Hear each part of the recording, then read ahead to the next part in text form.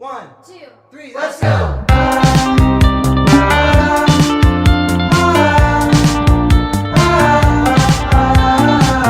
Assalamualaikum teman-teman, apa kabarnya hari ini? Semoga teman-teman dalam keadaan sehat selalu, amin.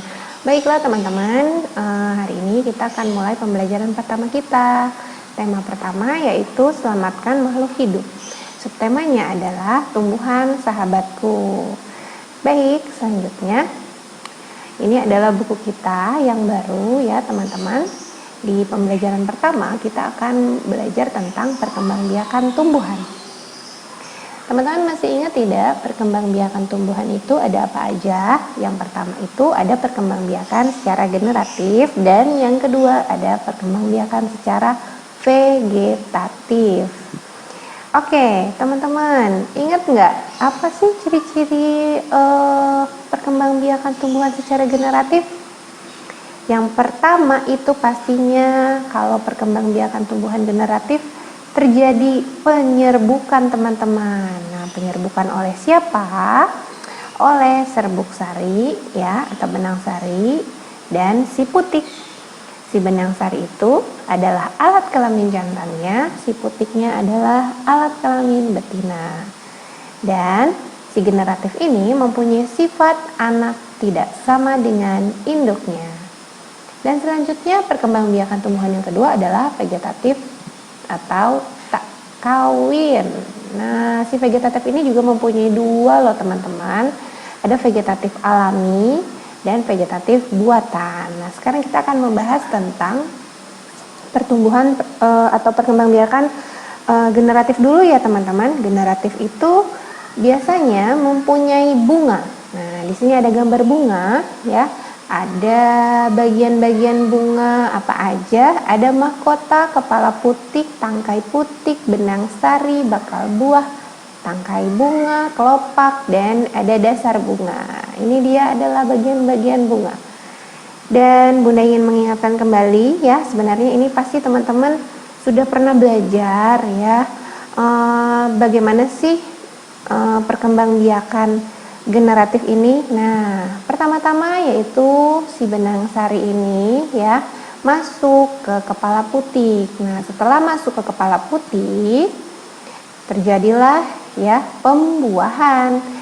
Setelah terjadi pembuahan itu akan menghasilkan buah atau biji. Dan biji tersebut jatuh ke tanah itu akan menjadi tumbuhan baru atau tanaman baru. Nah, teman-teman, kalau dilihat dari gambar ini, apa yang teman-teman lihat? Betul banget, di sini ada serangga ya teman-teman ya. Nah, lihat deh teman-teman, di sini kaki serangganya ini menempel di mana? Di benang sari nih teman-teman nih, yang kecil-kecil ini namanya si benang sari ya. Nah, si serangga ini ternyata teman-teman membantu penyerbukan juga loh. Nah, Bunda Nina juga punya nih di sini macam-macam penyerbukan. Ada apa aja sih? Ada penyerbukan sendiri, penyerbukan tetangga, penyerbukan silang, dan penyerbukan bastar. Jadi macam-macam penyerbukan itu banyak banget ya teman-teman. Nah, sekarang Bunda ingin menanyakan nih sama kalian, sudahkah kalian membaca halaman kedua? Ya, di halaman kedua itu ada cara perkembangbiakan rumput. Nah, Bunda Nina mau bertanya sedikit kepada teman-teman. Apakah teman-teman tahu apa itu tanaman rumput? Nah, Bunda harapkan teman-teman tahu ya, tanaman rumput itu banyak banget ya teman-teman tumbuhnya.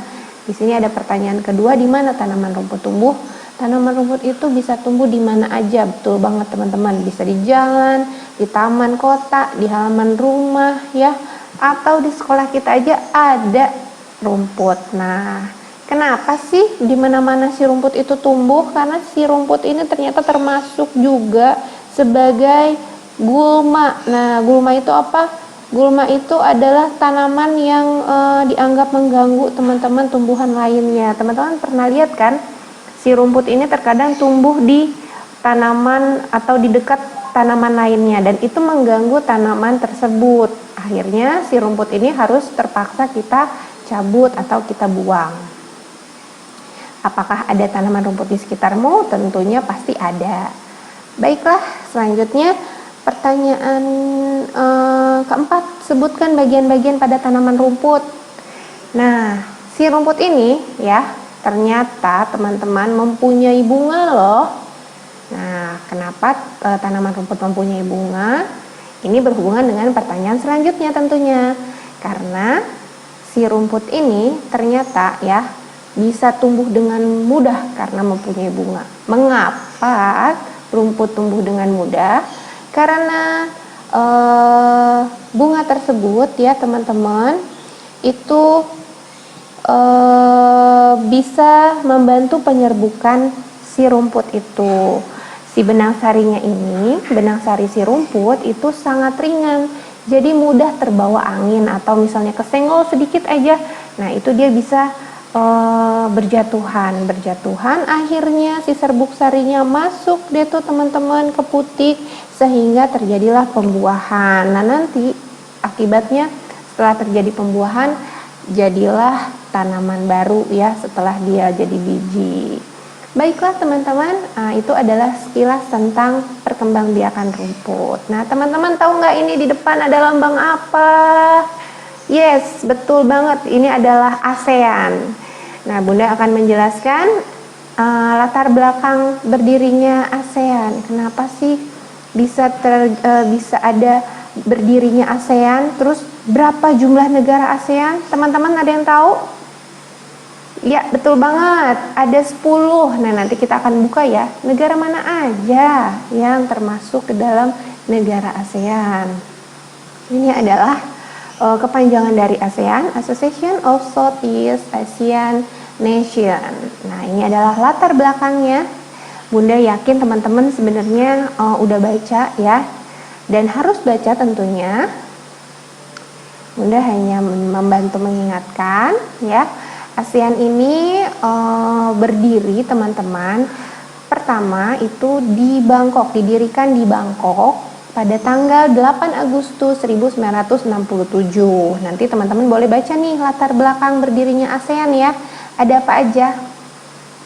Dan selanjutnya tujuannya ASEAN ini untuk mempercepat pertumbuhan ekonomi, meningkatkan perdamaian, memberikan bantuan, kemudian dia juga menangani masalah-masalah yang ada di Asia Tenggara teman-teman, dan tentunya untuk meningkatkan keamanan dan stabilitas politik di negara Asia Tenggara. Baik teman-teman, ini adalah ya peta negara Asia Tenggara. Teman-teman di mana Indonesia? Ya, dia ada di bawah sini merah putih ya. Ini adalah negara pertama ya. Yang pertama ada Indonesia yang bergabung dalam ASEAN. Kemudian ada Singapura, Malaysia, Brunei, Filipina, Vietnam, Kamboja, Thailand, Laos, dan Myanmar, teman-teman. Dihafalkan ya teman-teman.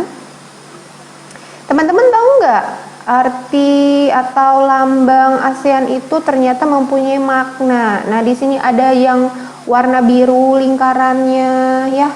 Ternyata biru itu artinya keamanan dan kestabilan. Merah itu semangat dan dinamisme. Yang kuning itu ada kemakmuran, dan yang putih itu ada ketulenan. Nah artinya simbolnya ini ternyata teman-teman ada 10 tangkai padi. Oh ini tuh padi teman-teman ya. Kemudian ada bulatan. Iya betul, ini lambangnya atau bulat ya teman-teman ya, menggambarkan itu adalah kesatuan negara ASEAN. Nah 10 ini ternyata 10 tangkai padi ini adalah melambangkan 10 negara Asia Tenggara yang bersatu dan bersahabat. Baik teman-teman, di sini ada gambar bunga. Nah bunga apa sih? Bunga Kamboja. Teman-teman, ternyata bunga Kamboja itu bukan hanya dipakai oleh orang Bali loh. Teman-teman pernah lihat kan bunga yang suka dipakai oleh penari Bali? Nah ternyata ada juga loh di Laos teman-teman. Di Laos itu menggunakan bunga Kamboja itu juga untuk upacara keagamaan dan penyambutan tamu. Dan ada juga nih teman-teman satu bunga lagi, yaitu bunga apa ini ayo? Bunga kembang sepatu. Bunga kembang sepatu itu tumbuh juga ternyata di Malaysia, teman-teman. Ya, nah bunga ini juga dapat digunakan sebagai pewarna, teman-teman. Tapi kalau di Malaysia ternyata bunga kembang sepatu ini juga merupakan bunga nasionalnya. Wow. Baik, ini adalah informasi kondisi sosial dan kondisi budaya di negara ASEAN. Nah ini teman-teman, nanti bisa ya teman-teman salin itu untuk halaman 15 teman-teman ya. Boleh disalin ya teman-teman. Dan Bunda juga punya tabel di sini. Ada perbedaan dan persamaan kondisi sosial dan kondisi sosial budaya negara ASEAN. Yang pertama itu ada Indonesia dengan Malaysia, dan yang kedua ada Indonesia dengan Singapura. Persamaannya itu ini ya teman-teman yang tengah ini ya. Yang di luarnya ini adalah perbedaannya. Nah, ini perbedaannya negara Indonesia, ini perbedaannya negara Malaysia. Dan ini persamaannya, ternyata Indonesia dan Malaysia itu juga merupakan rumpun bangsa Melayu. Akar budayanya sama ya, bahasanya bahasa Melayu sebagai bahasa resmi. Nah, kita juga banyak ya teman-teman daerah-daerah yang menggunakan bahasa Melayu ya. Di sini kalau Indonesia dengan Singapura, negaranya juga termasuk negara tropis, sama-sama kita. Anggrek sebagai bunga khas ya. Negara berbentuk republik dan pernah dijajah. Ya, kita juga pernah dijajah ya teman-teman. Baiklah teman-teman. Nah, ini yang terakhir Bunda Nina seperti biasa mau bertanya jawab dulu ya sebelum mengakhiri pembelajaran hari ini. Coba teman-teman, berapa sih jumlah negara ASEAN? Ayo. Berapa jumlah negara yang tergabung dalam ASEAN? Betul, ada 10. Good banget ya. Coba sebutin negara apa aja? Oke, benar banget. Itu ada Indonesia, Malaysia, Singapura, Thailand, Filipina, Brunei Darussalam, Vietnam, Laos, Myanmar, dan Kamboja. Ih, good banget ya.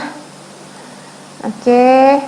Apakah hal positif yang menginspirasimu setelah mengetahui berbagai negara ASEAN? Coba menurut teman-teman, setelah mengetahui keragaman budayanya, sosialnya, apa maknanya yang bisa kamu ambil? Apa kesimpulan yang bisa kamu ambil? Oke, kalau Bunda, setelah mengetahui budayanya, sosialnya, ternyata teman-teman kita harus mengambil hal positif dari negara-negara tersebut ya. Negara-negara tersebut berkembang sama seperti kita, berkembang juga masyarakatnya, contohnya membudayakan kebersihan, budayanya bersih ya, atau negaranya itu bersih ya, kemudian terkenal dengan kedisiplinannya dan keteraturannya ya. Contoh misalnya tidak usah jauh-jauh, mungkin teman-teman bisa browsing atau ada yang pernah pergi ke Singapura ya. Itu negaranya mungkin bersih, tertib, warga negaranya membuang sampah pada tempatnya. Kemudian mereka jarang banget ya teman-teman, ternyata di Singapura itu rata-rata orang itu senang berjalan kaki loh ya. Kalau di Indonesia banyaknya sepertinya orang-orang senang menggunakan alat transportasi, mungkin karena jauh ya. Nah kalau di Singapura itu warganya sangat senang dengan berjalan kaki. Jadi 80% masyarakatnya itu berjalan kaki. Dan itu ternyata juga bagus ya teman-teman, selain untuk kesehatan dan bisa menjaga lingkungan juga, jadi terbebas dari polusi udara. Baiklah teman-teman, sekian dari Bunda Nina untuk pembelajaran hari ini. Terima kasih, sampai jumpa lagi teman-teman di pembelajaran selanjutnya. Assalamualaikum warahmatullahi wabarakatuh.